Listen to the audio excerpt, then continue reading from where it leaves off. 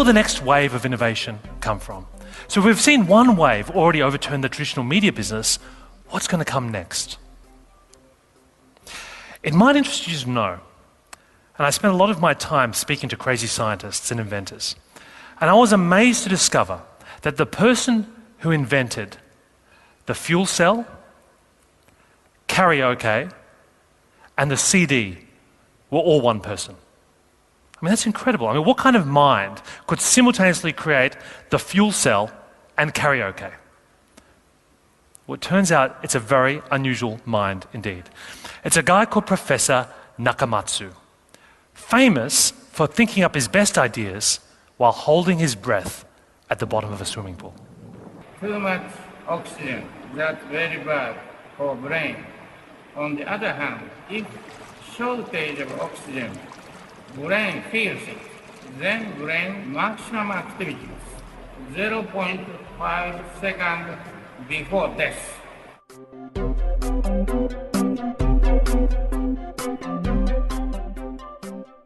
It's not every day that you get an email from the White House, especially if you happen to be a tiny company with half a dozen employees, no revenue, actually, to be honest, no business plan. And no, it wasn't me that actually got the email. I'm, of course, talking about one of the founders of Twitter.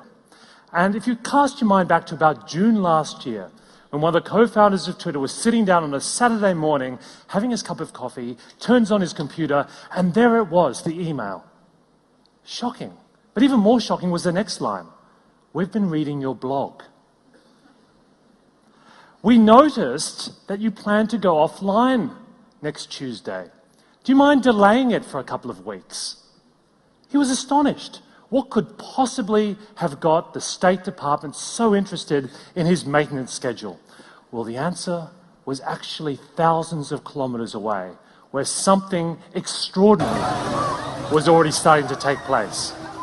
You see, the Iran elections had just started, and they'd been widely known to be rigged. But this year, rather than just protest in the normal ways, the people of Iran were gathering together, collaborating on Twitter, using Twitter to circumvent the censorship of the government and the controls of the media.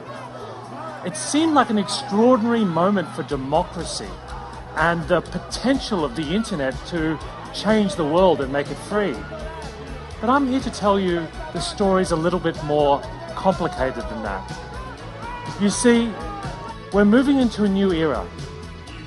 It's an era where the platforms of the world are not just controlled by the West Coast of America. They're controlled by countries that we can't even imagine. In a sense, there are two internets rising. The internet of the West and the internet of what I'm going to tell you about today, the divergence. And these two internets and the conflict between them will shape the web that we know. Because the web that you thought you knew actually never really existed.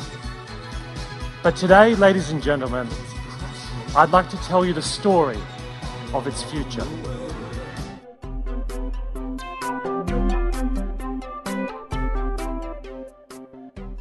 This kind of ability to listen to consumers is something you're seeing a lot in countries like China. So let me tell you a story about one of the greatest white goods manufacturers in the world. It's called Haier. Haier had a problem about 10 years ago. Somebody called up the customer support line and said, "There's dirt in my washing machine."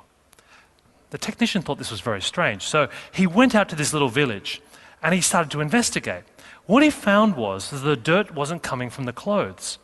People in the village were washing their potatoes in the washing machine.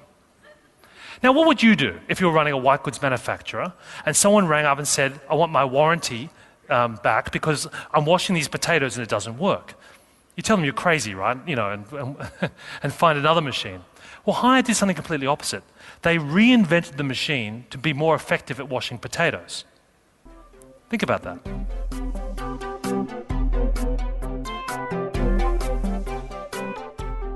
During the recent clash in 2008 between the Georgians and the Russians, in July and August of that year, there were two massive denial-of-service attacks launched by Russian hackers against Georgia, which managed to bring the internet down in that country. In fact, Georgia had to move its servers to the United States during the conflict. The Russian government came out and praised the hackers as national heroes. And in fact, this rather charming gentleman, I can see behind me, who was the deputy chair of the Duma, actually said that in the future we may see conflicts that take place not only on the open field of battle, but rather in spaces on the internet. A small force of hackers, he said, could be stronger than a multi-thousand force of armed troops. I saw this gentleman and thought, is it possible that I've seen him before? But then again I thought, no, that's crazy, I don't know what I was thinking.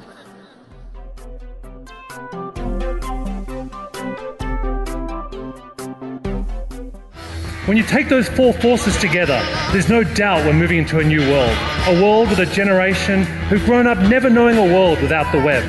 They're a living challenge to all of us to rethink the basic principles of business.